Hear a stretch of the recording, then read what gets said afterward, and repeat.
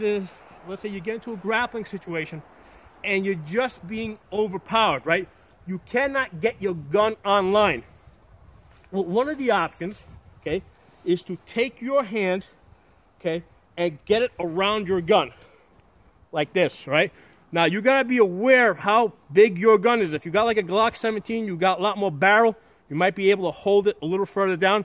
This is a small gun, so I pretty much have to grab it all the way over here, okay?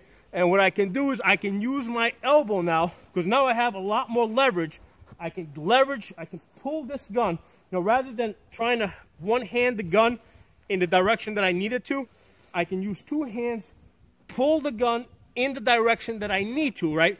And I should be able to get one shot off. As long as I don't push this gun out of battery, I can get one shot off. It's not going to hurt my hand, as long as I'm gripping it far enough back from the barrel. Okay, so we're gonna do that now. In fact, let me just show you guys one time over here, right? Just gripping this gun over here. I'm gonna fire a shot into the ground. You gotta hold it tight. Hold it tight. Do this carefully. Don't rush it. You know, this is one of those instances where you want to look at it. Make sure your hands out of the way. Right, so I'm gonna fire one shot. Okay, so I fired one shot. I knocked the gun out of battery, as you can see. So from here, I'm gonna tap, rack, and then I would fire another shot. Okay, so this is something that you want to practice in front of a target like this. You know, as you can see, it really doesn't hurt your hand. There's a couple of marks there. That's just basically some powder burn coming out of the slide, but it's not like it's really hurting me that much. Main thing is your hand cannot be near the muzzle, so that's why you cannot rush this. You know, you gotta go slow with it. You gotta like visually look at it. This is like one of those few times where it really pays to go super slow, because there's no situation where you want to have an accident with this. Okay, so again, I'm here. All right, I'm being hit. I get my gun out. I'm being overpowered. I'm gonna get my hand on the gun. I'm gonna hold it tight. Right. So from here, I'm gonna make sure I am clear. Make sure that barrel is clear. Right. Right. And then from there, shot, tap, rack. Okay, so this is something that you want to do a couple of times to get used to this. Okay, but like I can't say this enough, you got to visually check your hand and the end of your barrel to make sure you've got at least a full inch. You know, that your hand is at least a full inch back from your barrel. Okay? So again, I'm here. I'm being hit. Somebody's going for my gun. Okay, I'm having a hard time. I'm trying to get my barrel online. I'm using my elbows, right? I use my elbow around.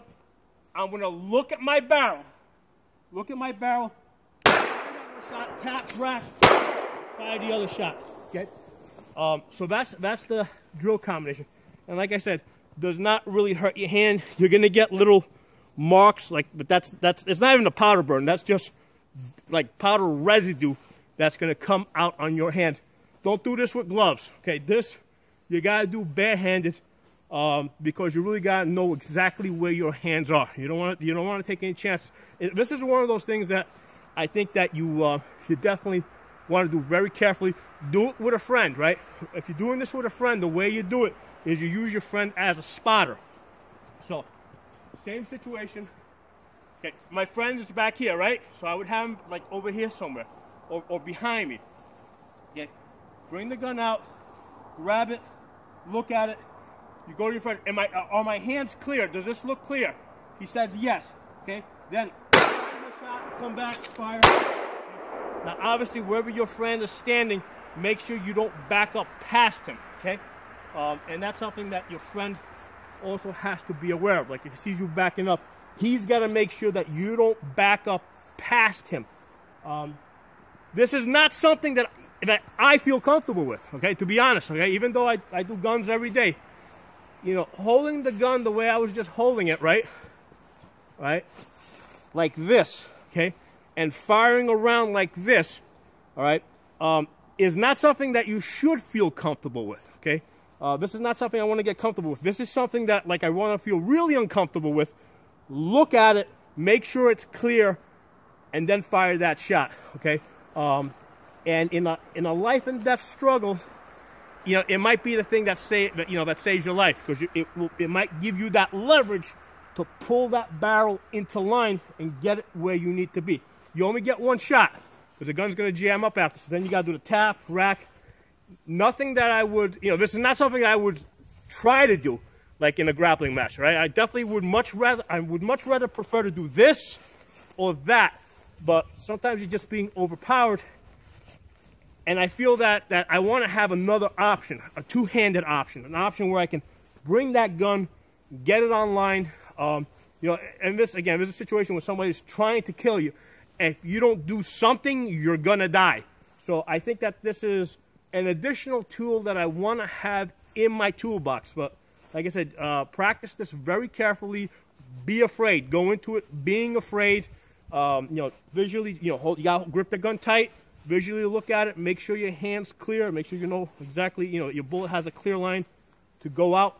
I hope you guys enjoyed this video. I hope it's something that a lot of you guys may not even be able to practice this. I don't know too many places that are even going to let you practice this, but perhaps this is something that you can dry fire practice, even in your own house.